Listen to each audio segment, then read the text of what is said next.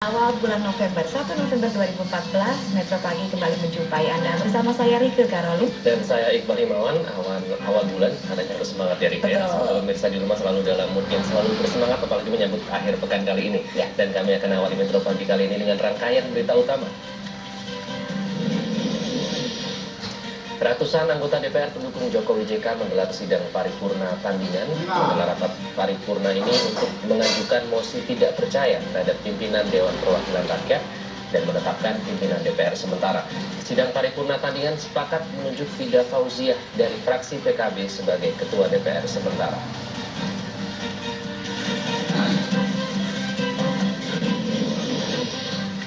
Mursida, ibu tersangka penghinaan terhadap Presiden Joko Widodo Muhammad Arsyad pada Jumat sore kembali mendatangi Baris Krim Mabes Polri, didampingi kuasa hukum dan Wakil Ketua DPR Fadlizon. Mursida berharap penyidik menerima permohonan penangguhan penahanan terhadap Arsyad. Mursida sempat jatuh pingsan saat menerima informasi bahwa permohonan tersebut dikabulkan penyidik. Bisa dikabulkan kok. Tim dokter forensik dan identifikasi Polres Panakukang, Sulawesi Selatan membongkar makam bayi Fadlan Khairi Alfaik yang diduga tewas akibat perawatan di berbagai rumah sakit. Pembongkaran dan otopsi dilakukan untuk mengetahui penyebab pasti kematian bayi Fadlan. Ayah korban yang juga hadir saat penggalian makam menahan haru dan juga histeris saat makam anaknya dibongkar polisi.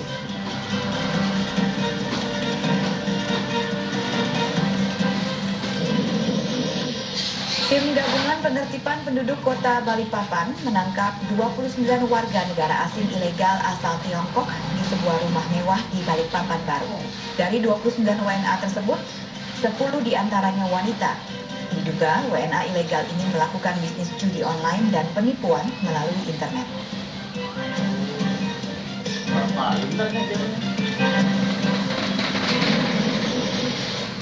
Warga Palestina di Ramallah, tepi barat terlibat bentrokan dengan polisi Israel. Bentrokan pecah saat berlangsung unjuk rasa memprotes tindakan polisi Israel yang membatasi akses warga Muslim untuk beribadah di Masjid Al-Aqsa.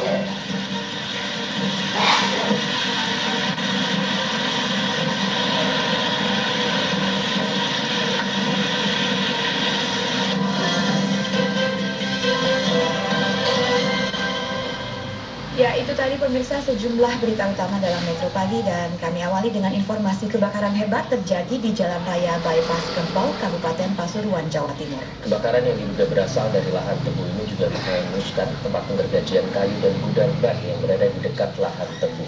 Kebakaran diduga berasal dari lahan tebu. Api dengan cepat merambat ke tempat penggergajian kayu dan gudang ban yang berjarak 25 meter dari lokasi lahan tebu yang terbakar. Angin yang cukup kencang serta bahan-bahan yang mudah terbakar di tempat penggergajian kayu dan gudang ban tersebut menyebabkan kobaran api semakin cepat membesar. Terbakarnya gudang ban dan tempat penggergajian kayu ini menyebabkan jalan raya bypass tertutup oleh asap pekat. Akibatnya jalan raya bypass Gempol pun macet karena kondisi jalan yang gelap akibat asap kebakaran. Sebanyak 5 mobil pemadam milik pemerintah daerah dan dari pihak perusahaan swasta dikerahkan. Pihak kepolisian masih belum bisa memastikan penyebab kebakaran tersebut. Tidak ada korban jiwa dalam kejadian ini, namun mungkin diperkirakan mencapai ratusan juta rupiah.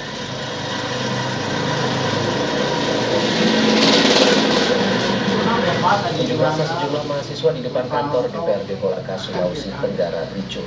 Pengunjuk rasa dan petugas terlibat aksi saling lempar kursi. Para pengunjuk rasa kecewa karena tidak berhasil menemui Wakil Bupati Kolaka. Mereka menuntut transparansi dana sosial perusahaan dari PT Aneka Tambang yang diberikan pemerintah. Mereka menganggap keberadaan PT Aneka Tambang tidak punya kontribusi bagi masyarakat sekitar.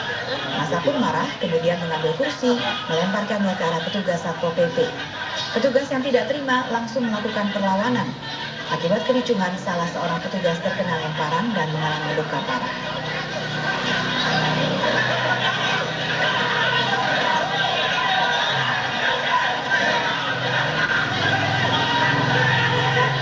Puluhan pedagang pasar tradisional di Probolinggo, Jawa Timur mengamuk kepada pengelola pasar. Para pedagang marah karena menolak rencana pemindahan kios dagangan. Aksi amuk puluhan pedagang ini terjadi di pasar tradisional Semangkir, Probolinggo. Para pedagang yang didominasi oleh ibu-ibu ini terlibat pertengkaran dengan petugas pasar. Para pedagang meminta pengelola pasar membatalkan rencana pemindahan lapak pedagang. Rencananya 53 lapak pedagang sayuran, buah-buahan, dan rempah-rempah akan dipindah ke lantai 2. Rencana ini ditolak para pedagang dengan alasan akses angkut keluar masuk barangnya sempit dan sulit. Sementara kepala pasar Seniadi menyatakan akan tetap memindahkan para pedagang dengan alasan kerapian tata lapak pasar.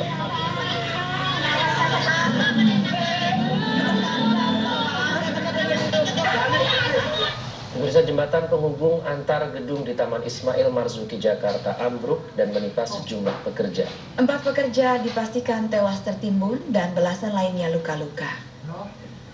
4 korban tewas bernama Nur Ucup, Arden, Harno, dan Budi.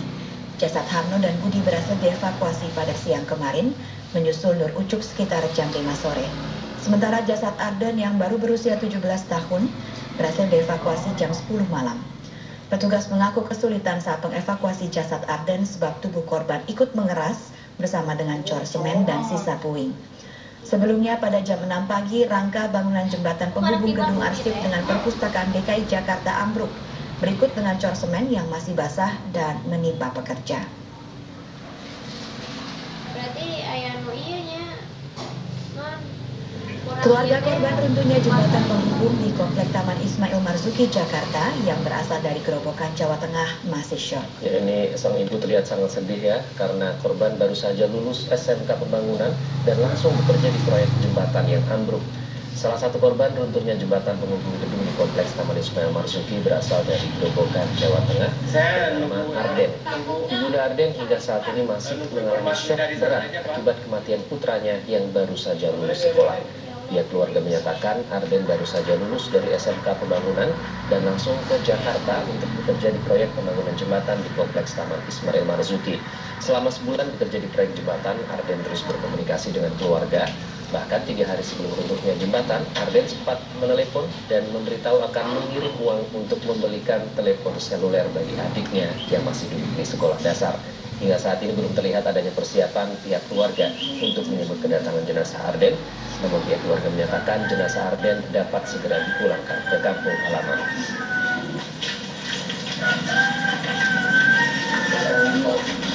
Kita beralih ke informasi selanjutnya. Pencarian pesawat latih yang jatuh di perairan Pulau Moyo Sumbawa masih terus berlanjut. Pihak Basarnas menduga pesawat latih tersebut terjepit di Palung. Pencarian pesawat latih milik Sekolah Penerbangan Lift Mataram telah memasuki hari kedua. Pencarian yang mengerahkan 2 helikopter, pesawat kasa TNI AL, dan perahu karet ini berhasil menemukan sejumlah barang yang diduga kuat berasal dari dalam pesawat yang jatuh, seperti aluminium coil dan life jacket. Menurut Direktur Basarnas SB Supriyadi, kemungkinan pesawat yang jatuh dan tenggelam itu terseret arus hingga masuk ke dalam palung di perairan Pulau Moyo yang cukup dalam.